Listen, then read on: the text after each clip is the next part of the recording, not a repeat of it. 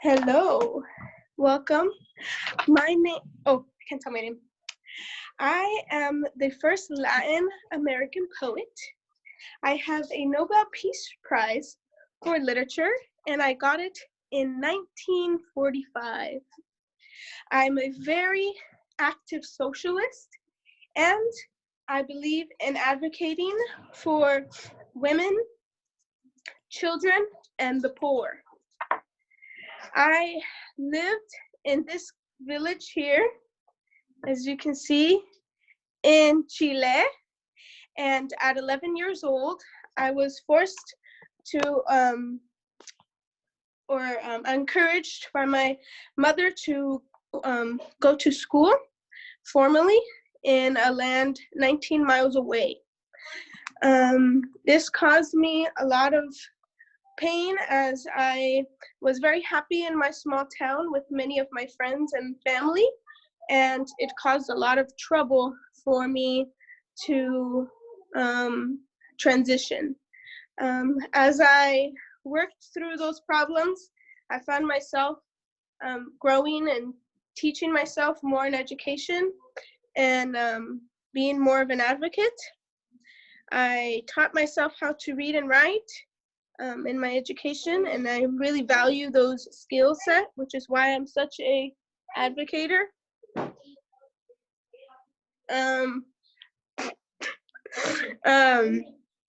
One thing that I'm very sorry, my mom's talking.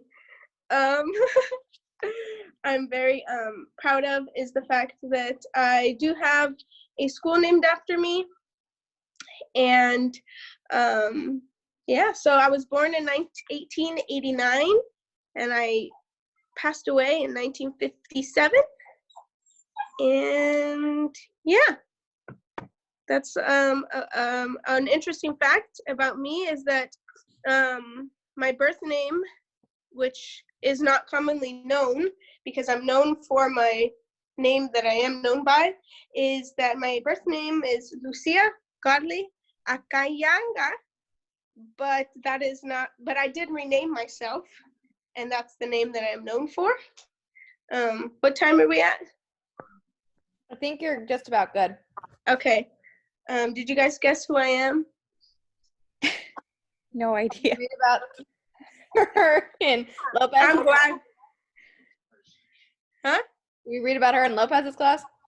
No, I actually found out about her. She was one of the stories in one of the kids' books that they were going over, and I started researching her, and I was like, wow, I like this lady. Yeah. Cool. She's her name's Gabriela Mistral. Yeah, yeah, so the kids, they went over her story, and I was like, so I looked up on her. Let me see if I can pull up a picture of her. I saved it, and then the next person can go. This is her. So I'm wearing a blazer. Ooh. Yeah. So that's her. She's super cool. Okay, I'm done. Thank you for my TED Talk. Yay. Okay, the next. Okay, so next. So I was born on February 4, 1913 in Tuskegee, Alabama. At the age of 6, I began picking cotton alongside my grandparents, and I also attended a segregated school in Pine Level, Alabama. In 1929, I left school in the 11th grade to care for my ill grandmother and mother. In 1931, I was working as a housekeeper for a white family when a white neighbor attempted to rape me. In December 1931, I had an encounter with an activist named Raymond Parks, and I married him the following year. In 1933, I returned to school and obtained my high school diploma. In 1934, I joined the Montgomery branch of the NAACP and was named secretary of the group for being the only female. In September 1944, I helped establish the Committee for Equal Justice, for the rights of Mrs. Reese Taylor, who had been gang raped by 6 white men. This was national news, but the men were never convicted. In 1945, I passed the literacy test on my 3rd attempt and became a registered voter. But in order for me to vote, I had to pay a retroactive poll tax of $1.50 for every year since I was 21. At this time, I was 32 years old, which meant that I had to pay a total amount of $5.50 in order to vote. In August 1955, I attended a training session at the Highlander Folk School in Tennessee. There, along with other civil rights activists, both black and white, I led a discussion on how to integrate schools following the Supreme Court's Brown versus Board of Education decision of 1954. On December 1st, 1955, I defied a bus driver's order to give up my seat to a white man. I was arrested and found guilty. I was fined $10 plus another $4 in court cost. In February 21st, 1956, I was indicted for violating a Montgomery law outlawing boycotts. I was arrested once again, but quickly released the following day. In December 21st, 1956, the Supreme Court ruled that segregated buses are unconstitutional on the 381 day when the boycott ended. I was photographed sitting in front of the bus for Look magazine. In August 28, 1963, I attended the March on Washington for Jobs and Freedom. I was among those signaled out for a tribute to women in the civil rights movement. In August 6, 1965, I witnessed President Lyndon Johnson's signing of the Voting Rights Act. On January 14, 1980, I was given the Martin Luther King Jr. Nonviolent Peace Prize. In September 15, 1996, I was presented with the Presidential Medal of Freedom by Bill Clinton. In June 15, 1999, I received the Congressional Gold Medal, the highest legislative honor in the United States. And on October 24, 2005, I took my last breath at the age of 92. Can you guess who I am? Rosa Parks. I was gonna say Rosa Parks. Yes, indeed. Yay. You were too slow on the draw, Alexandria. Well, I had to unmute myself, and I was raising my hand. That is why you always leave yourself unmuted. Cool. Good job, guys. Want to start now? Or do you want to, what do you want to do? All right, here goes my turn, right? Yes. All right, here we go. Let me get my notes. Go, mommy, go. All right, so I am a Mexican American poet / activist. I was born on December 27, 1948. As the son of a migrant farmers, we often moved and lived in trailers or tents along the roads of the San Joaquin Valley in Southern California. As a child, I attended a variety of small town schools from San Francisco to San Diego. I began drawing cartoons while in middle school, and by high school was playing folk music by Bob Dylan and Woody Guthrie. I graduated from San Diego High in 1967 and was one of the first wave of Chicanos to receive an educational opportunity program scholarship to attend UCLA. There, I became the Chicano civil rights movement and began performing in experimental theater influenced by Allen Ginsberg and Luis Valdez. In 1972, I received a BA in social anthropology from UCLA and received a master's in social anthropology from Stanford in 1980, and went to earn an MFA from the University of Iowa Writers Workshop in 1990. My interest in indigenous cultures inspired me to lead a formal Chicano trek to Mexican Indian villages from the rainforest of Chiapas to the mountains of Nayarit. The experience greatly changed me as an artist. My work, which includes video, photography, theater, poetry, prose, and performance, has made me a leading voice on the Mexican American indigenous experience.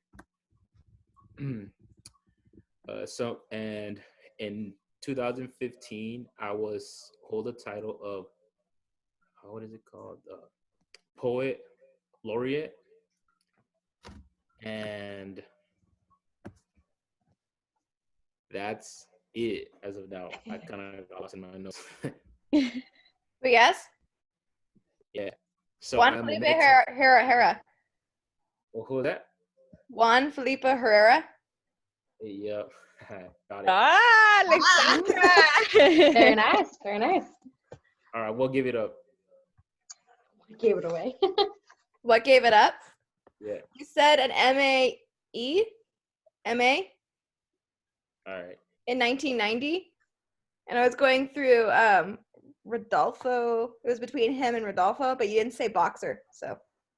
Hmm. All right. Ready? Yes. Okay. Leonardo, stop. Okay.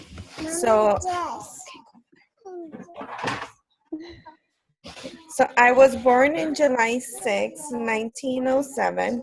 I was born and raised in Coyoacán, a small village in Mexico City. My father is a photographer and a German descent. My mother is My mother is an American Indian with Spanish blood. When I was young, I became very ill as I got the polio virus at the age of 6. And this almost cost my life.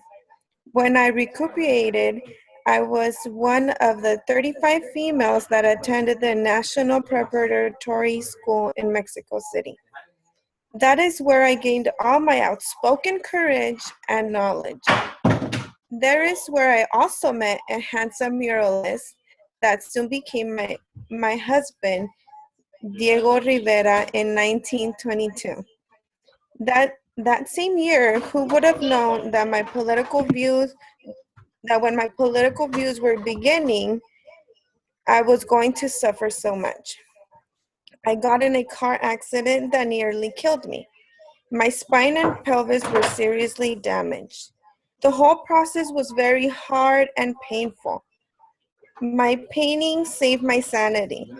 All throughout my recovery process, I created paintings and portraits. I became very passionate about my paintings, and I'm so in love with myself and the beauty that I enjoyed painting my self portraits. In 1922, I reconnected with Diego and we got married. We shared the passion for art and travel. Therefore, we lived in San Francisco for a while, then we moved to New York and Detroit. Our relationship was not normal. We had a lot of problems because of other women. Plus, I was not able to have children of my own. Many people have identified me as a surrealist and activist. However, I don't consider myself to be. Throughout my paintings, I express my Mexican culture, gender, and society. In 1950, I was diagnosed with gangrene on my right foot that eventually became amputated. My health got worse, and on July 13, 1954, I died of pulmonary embolism. My paintings still stand strong, even after my death. My fellow Mexican citizens continue to idolize them and identify themselves with my portraits. I am a bisexual artist. Who am I? Frida Kahlo. Got it right. Yeah, that was What gave good. it away? Marrying Diego Rivera. Yeah. For me, it was the car accident. Mm. Huh? What was For the me, eyebrow? what gave it away was the car accident. Oh, That's the how car I knew. accident. I used to do puzzles of Frida Carla, and it was the eyebrow.